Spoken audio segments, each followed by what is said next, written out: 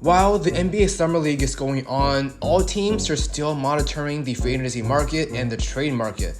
And for the Golden State Warriors, it's no exception. Well, today we got some reports regarding a Warriors trade news and it's quite surprising. According to NBC Sports, Warriors considered trading for Rockets Wayne Martin, and I'm talking about KJ Martin Jr. And based on this NBC article, the Golden State Warriors reportedly almost won a trade in the early days of NBA free agency this summer. And from the Athletics reporter Anthony Slater, quote here, the Golden State Warriors considered making a move to acquire a 6'6" forward KJ Martin from the Houston Rockets. Now, when I first saw this news here, it didn't bother me too much because I think the priority right now for the last roster spot is either a stretch forward or a traditional big because, honestly speaking, Golden State still lacks a little bit of size. However, we're going to hit today with the news of the Warriors trying to trade for KJ Martin. Now, I think one thing we can learn right now is that Golden State definitely wants to add in more depth at the small forward position. Because 2 days ago, we have the report here where Golden State was showing interest in signing Glenn Robinson III, who is another small forward. Nonetheless, Golden State can no longer trade for KJ Martin because Houston recently traded him to the Clippers for just 2 second-round picks. Of course, this doesn't hurt the Warriors roster, but there are a few things here that are raising concerns about the entire situation. In today's video, let's talk about why the Golden State Warriors missed big time for not pulling this KJ Martin trade. So without further ado, let's roll the intro. Hi. I'm on my match in the dark. I'm on my match in the dark. I'm on my match in the dark. I'm on my match in the dark. I'm on my match. Yo, what's up guys, Jason's here back with another video. If it's the first time watching, I mostly cover news and reports for the Golden State Warriors, but we also occasionally make content for every other team in the league. So if you want the latest basketball news or rumors in your feed, all you're gonna do is to leave a like and subscribe so that you won't miss any of a future upload. Now, I'm sure most of you guys have heard of KJ here because his dad is Kenyon Martin, who was an all-star level player.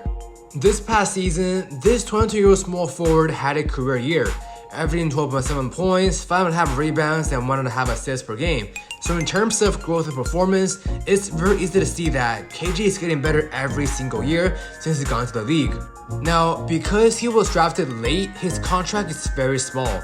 This next season, his cap hit is only $1.9 million, which means he was a gettable target for a franchise like the Warriors with very little cap room.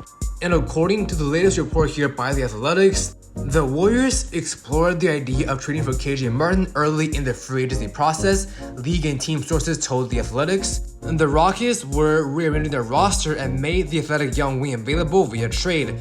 The Warriors could have fit him on the roster through the trade exception created when Patrick Baldwin Jr. was sent to Washington. But discussions never reached the final stages. And well, the Clippers pulled the trigger and got KJ Martin for only 2 second-round picks. And here's why I'm saying that the Warriors missed big time in this case. Now, think about all the Warriors' recent trades here. They first moved James Wiseman last season for GP2, and then they traded Jordan Poole earlier for Chris Paul. What I'm saying here is they are sacrificing their youth plan for proven veterans. And think about what KJ Martin provides here.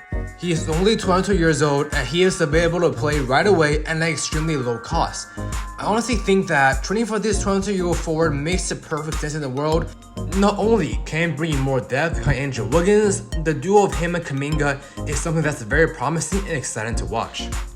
Now, according to the report here by NBC Sports again, Martin reportedly approached the Rockets requesting a trade last June after the organization selected fellow forward Jabari Smith Jr. with a 3rd overall pick.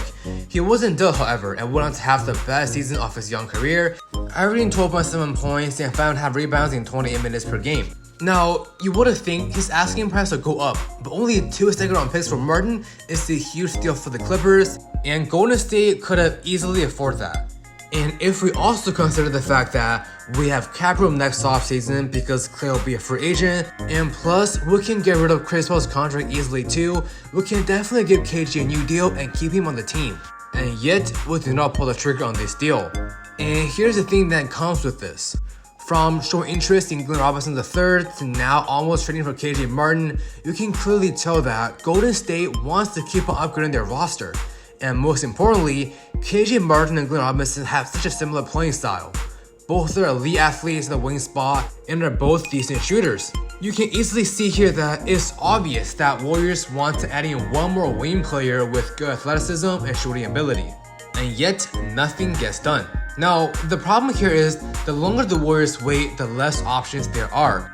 In this case, without a doubt, KJ Martin is the much better option, and now by showing interest in Glenn Robinson, I think the Golden State Warriors are trying to compromise the loss of not trading for KJ Martin. Now, what's so frustrating about this case right now is Golden State could have fit KJ Martin on their roster via the trade exception made when PBJ was into Washington. So to be honest, I don't know why they didn't pull this trade. Because from trading Chris Paul, you can tell that this Warriors front office is not afraid to make big moves. And yet, when it comes to smaller deal, Golden State kept on shadowing it around. Think about what happened with Dario Saric. It took them almost over a week to get the deal done. And in this case, even though they wanted to get KJ Martin, which will only cost a small amount of trade assets, they did not pull it off. In general, I'm confident that the Golden State Warriors are a contending team, but I feel like there's still one missing puzzle left the team needs to get. And now the question goes to you guys. Which player do you guys think is the final puzzle the Warriors have to sign or trade for? Let me know your thoughts in the comment section down below. Alright guys, that's all we got for today's video. If you enjoyed the content, don't forget to leave a like, subscribe, and follow me on social media with all the links in the description box down below. Once again, thank you guys so much for watching this video, and I will see you guys in the next episode. Peace.